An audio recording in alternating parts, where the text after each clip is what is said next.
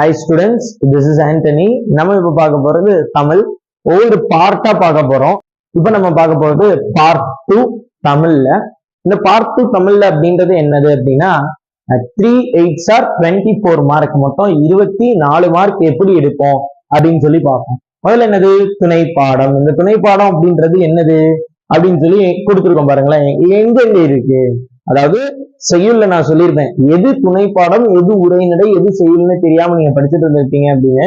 So அதுக்காக picturise பண்ணி செய்யுள் கொடுத்துருந்தோம், அதே போல பிக்சரைஸ் பண்ணி துணை பாடமும் கொடுத்துட்டோம். இதுலயும் கம்பல்சரியா நீங்க என்ன படிக்கணும், 6ல இருந்து 7 யூனிட்ஸை படிக்கணும்.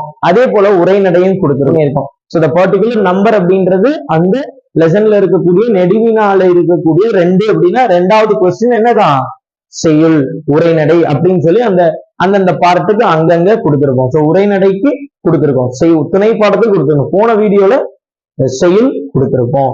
அதுக்கப்புறம் கட்டுரை கேட்பாங்க. கட்டுரைக்கு ஒரு சப்ஜெக்டிங்கும் அவங்களே கொடுத்துருவாங்க. உங்க கைட்லயுமே கட்டுரை நிறைய இருக்கும், அதை வச்சு கொஞ்சம் பிராக்டிஸ் பண்ணுங்க. இது பார்ட் 3. இந்த பார்ட் 3ல அதாவது நம்ம ஹையஸ்ட் மார்க்ல இருந்து பார்த்துட்டு இருக்கோம். 25 out of 25 ஃபர்ஸ்ட் பார்ட் போட்டோம். அதுக்கப்புறம் 24 out of 24 செகண்ட் பார்ட் போட்டிருக்கோம்.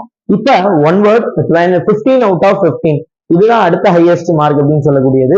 ஸோ 9 லெசனோடைய புக் பேக் 1 words படிச்சிட்டோம் அப்படின்னாலே நம்ம கம்பல்சரியா 10 1 word அப்படின்றது கேட்டுருவாங்க.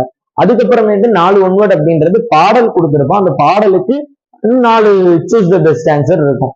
அந்த பாடலுக்குரிய 4 சூஸ் த பெஸ்ட் ஆன்சர் அப்படின்றது அதுக்கு வேற ஏதாவது பிராக்டிஸ் எடுத்தோம் அப்படின்னாலே இதுல நம்மளால கம்பல்சரியா ஆன்சர் பண்ண முடியும். ஸோ ஓல்டு கொஸ்டின் பேப்பர்ல இருக்கக்கூடியதையோ இல்ல உங்க கைட்ல இருக்கக்கூடியதையோ நீங்க என்ன பண்ணலாம், பிராக்டிஸ் பண்ணிடலாம். அதுக்கப்புறமேட்டு பாருங்க, இது இல்லாம இந்த ஆசிரியர் குறிப்புன்னு சொல்லக்கூடியது, இந்த ஆசிரியர் குறிப்புன்னு சொல்லக்கூடியதுல இருந்து 1 word வரும். சரியா, இந்த ஆசிரியர் குறிப்பு புத்தகத்துல எல்லா பாடத்துலயுமே இருக்கு.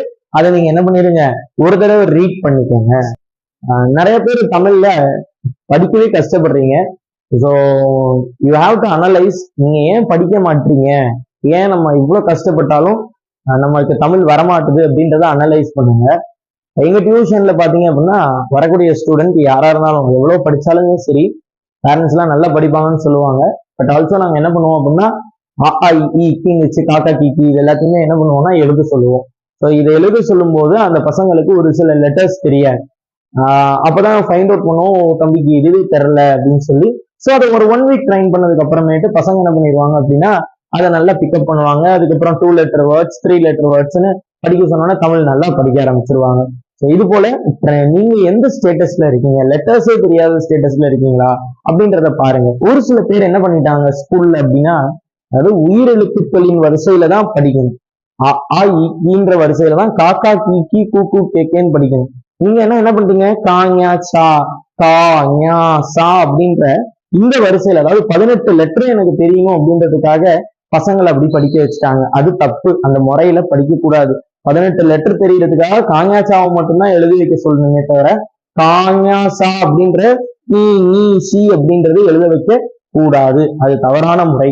காக்கா கிக்கி காக்கா கிக்கி கூக்குன்னு தான் படிக்கணும். இப்ப கேள்வின்னு ஒரு வார்த்தை இருக்கு அப்படின்னா கே அப்படின்ற ரெட்டை கொம்பு போட்டு கா போட்டிருப்பான். அப்ப அது கே அப்படின்றத அவன் யோசிக்கணும். அப்ப எப்படி யோசிப்பான், எடுத்தவன பிளாங்கா யோசிக்க முடியாது. அவன் காக்கா கீக்கி கூக்கு கேன்ற ஏ சவுண்ட், அந்த உயிரெழுத்துக்களுடைய சவுண்டு மூலியமா தான் அது கேன்றதை யோசிப்பான். சோ அப்படி படிக்காதவங்க மாத்தி இப்ப கூட படிக்கலாம். படிச்சுட்டு தமிழ் படிங்க, தமிழ் ஈஸியா தான் கஷ்டப்பட்டு படிக்கக்கூடிய மாணவர்களுக்கு இதை ஷேர் பண்ணுங்க, ரொம்ப யூஸ்ஃபுல்லா இருக்கும். So all the very best, thank you. Next